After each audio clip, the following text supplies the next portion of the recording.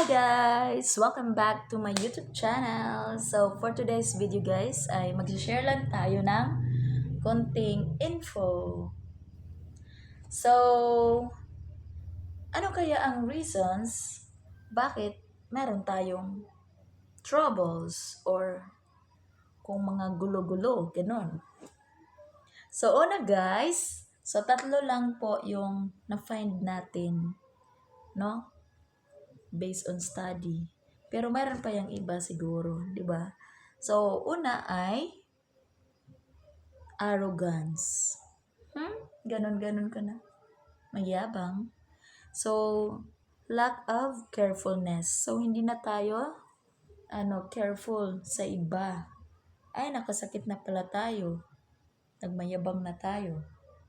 So, yan ang reason bakit mayroong trouble. Ano kayang second, guys?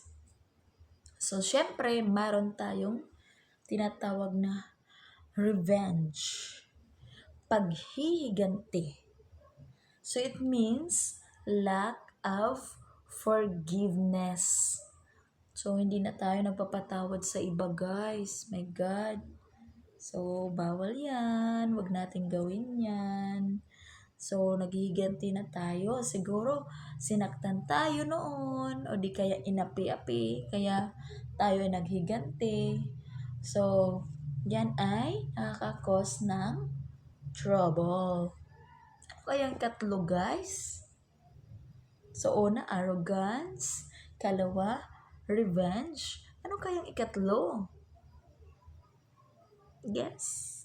Okay. So, ang ikatlo, guys, ay pride. Fried chicken. Oh my God. Joke. So, pag sinasabing pride, guys, yan ay superiority. So, gusto mo, ganun ka lagi, nandun ka sa taas. So, you're superior. So, pride po yan. So, yan yung nagpapaano sa atin. Dapat, humble lang po tayo. Humility. Yun ang dapat meron tayo, guys. Yung humility. Mapagkumbaba lang tayo kahit mayaman na tayo o ano na tayo sa buhay, umangat-angat at malayo nang narating natin sa mga career or promotions. So, kinakailangan talaga ang pagiging humble, pakumbaba. So again guys, yung 3 reasons why there are troubles are arrogance, revenge, and pride. So, kayo nang bahala guys magdugtong ng ibang reason.